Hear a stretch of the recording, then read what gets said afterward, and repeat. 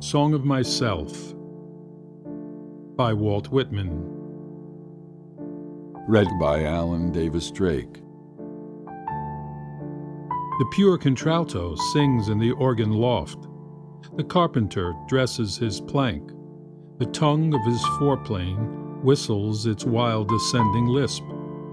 The married and unmarried children ride home to their Thanksgiving dinner. The pilot seizes the kingpin. He heaves down with a strong arm. The mate stands braced in the whaleboat. Lance and harpoon are ready. The duck shooter walks by, silent and cautious stretches. The deacons are ordained with crossed hands at the altar. The spinning girl retreats and advances to the hum of the big wheel. The farmer stops by the bars as he walks on a Friday loaf and looks at the oats and rye.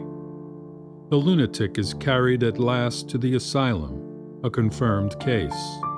He will never sleep any more as he did in the cot in his mother's bedroom. The juror printer with gray head and gaunt jaws works at his case. He turns his quid of tobacco while his eyes blur with the manuscript. The malformed limbs are tied to the surgeon's table. What is removed drops horribly in a pail. The quadroon girl is sold at the auction stand. The drunkard nods by the barroom stove. The machinist rolls up his sleeves. The policeman travels his beat. The gatekeeper marks who pass. The young fellow drives the express wagon.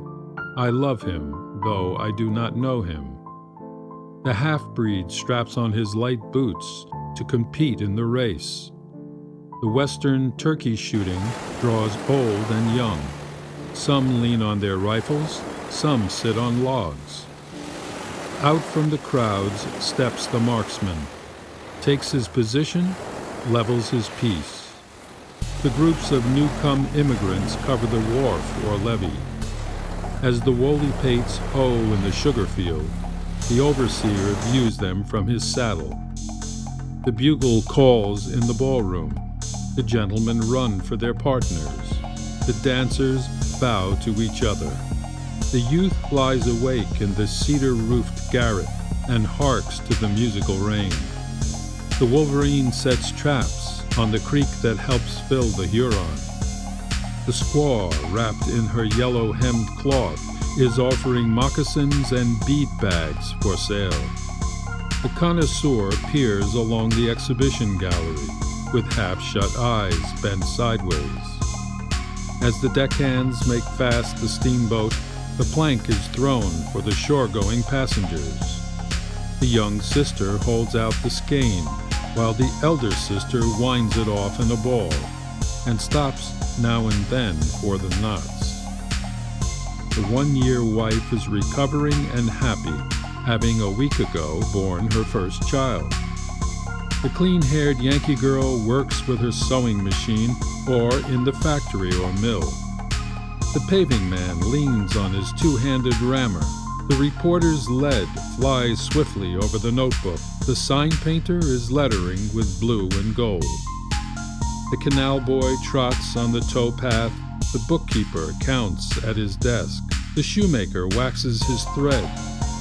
The conductor beats time for the band, and all the performers follow him.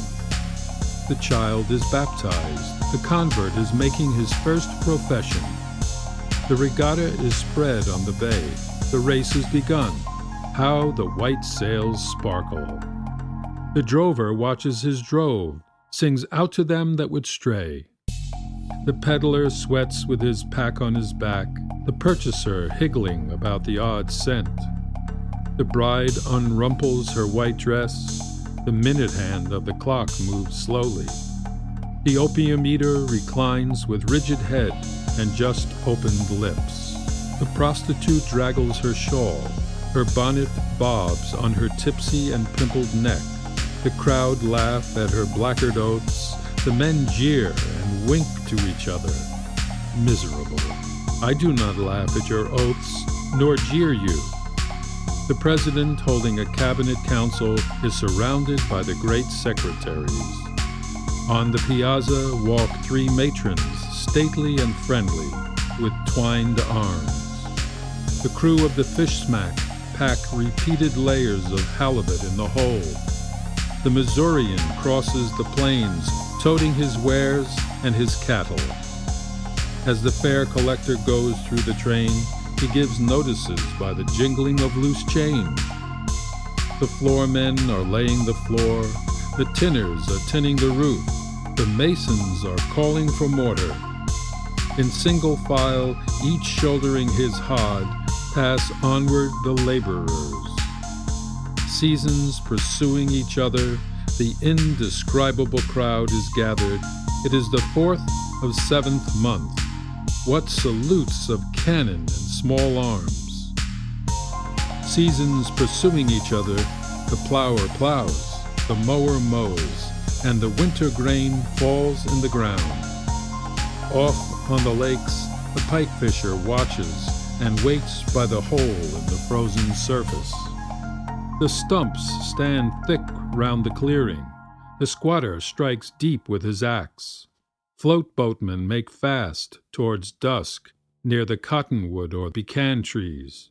Coon seekers go through the regions of the Red River or through those drained by the Tennessee, or through those of the Arkansas.